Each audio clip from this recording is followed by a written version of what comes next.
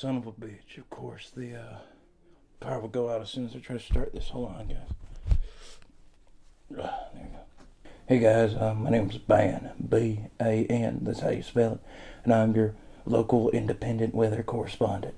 Now, as you probably can imagine, Hurricane Irma is surging outside right now, demolishing our streets, raping our crops, destroying our cattle, and I don't know what we could have done, how we could have angered God in such a way for him to bring this kind of destruction upon us.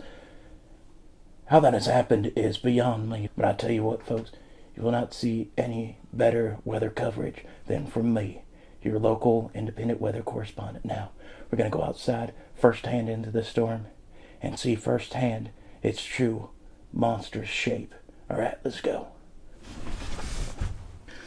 All right, so before we step outside, let's take a little look-see-poo outside just to kind of get a glance of what we're dealing with. And one of our trees are down. Ugh, look at that. Holy look at all that devastation out there. You know, I'm starting to really second guess myself. Maybe I should just kind of report through here. But if I were to just stay in here like a coward, would I be able to call myself the best southern local news media weather correspondent? I don't think so. I was born and raised in a tiny town in Alabama. It was so tiny, you probably never heard of it. Small little town called Alabama, Alabama. About approximately less than 50 people in it. There were so few people in it, the state of Alabama refused to acknowledge it as a real city. Now, I graduated from Alabama High School, 18th in my class. And if there's anything I remember being taught to me, it's to not be a coward. It's to go out there, confront your problems head on, and say, hey, stop being a problem for me. This is really inconvenient, and I don't want no inconvenience in my life. So that's what we're gonna do to this bitch Irma out here. We're gonna go out there and give her the what for. She's gonna meet my fist. You got thunder and fist number 2. So I managed to finesse my way outside so I could witness this storm firsthand, and good Lord. Now, as you can see, the wind is blowing from this away. So if I just stay in this one area, I believe I will be safe. Alright, now, InfoWars, if you're listening, and Alex Jones, I know you are. I have recently stumbled upon a huge suspicion of Hurricane Irma. Now, hear me out. Look at this man's pecan crops over here. They're going to be entirely ruined by Hurricane Irma.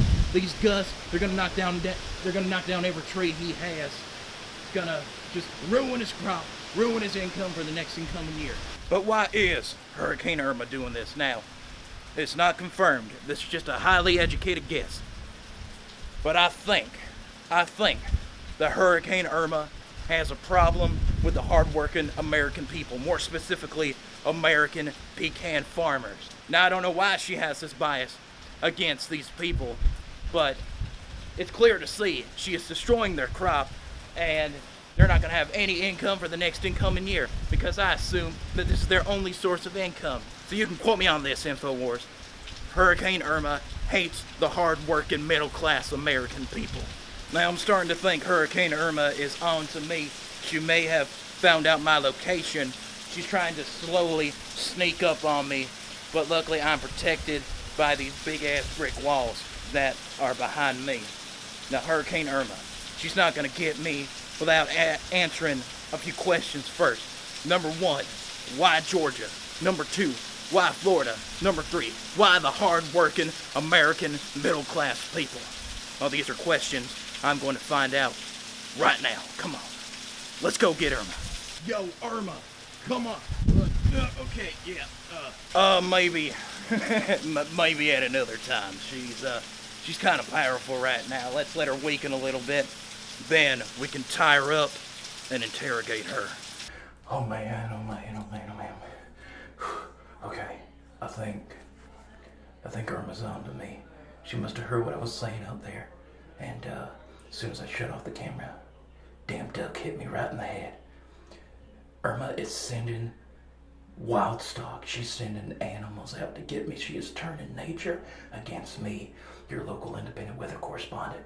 So I think I'm gonna have to lay low for a little bit, hide out. Damn, that was my favorite tent. All right, so the weather has cleared out a little bit.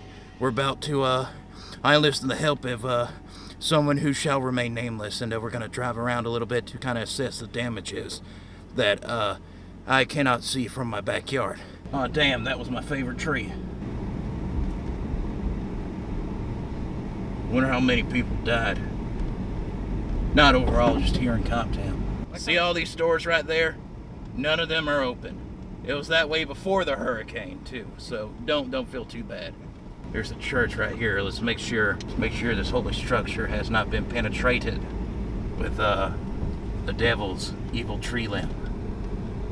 So far, everything looks pretty good. Just a bunch of debris. Oh, they're about to fight. They're facing each other in armed combat. That's what this has come to, ladies and gentlemen. The severity of this hurricane is so severe. Children have gotten to the point where they can't not fight each other with swords and other various weapons. It's quite sad, really. Oh, look, another down sign. What a sad state this town is in. I don't know how we will ever recover. Yep, look at that tree right there. That big, uprooted son of a gun. Fell right on the house, too, man. That's sad. Then that other tree, couldn't get all of it down. Oh my God, it swept away the fire trucks. My God. Man, Category 1 hurricanes are nothing to mess with. Heard somewhere that Irma picked up some sharks and was carrying it with them. I wonder if any of these houses got those. I'd hate for a shark to come flying through my window. I've seen all them Sharknado movies, and that, I tell you, that's one of my biggest fears. Oh no, that house is lopsided. My goodness. By the way, Irma did 9/11. Irma did not. Guys, banned weather report exclusive right here. According to an unnamed source, Irma did 9/11. This is catastrophic. I hope we catch this son of a gun, and I hope we make her pay for all the crimes she has committed and all those deaths on that tragic day. Come on, let's go find her. Let's go find Irma. No, I mean, Hurricane Irma literally happened on 9/11. Today is September 11th.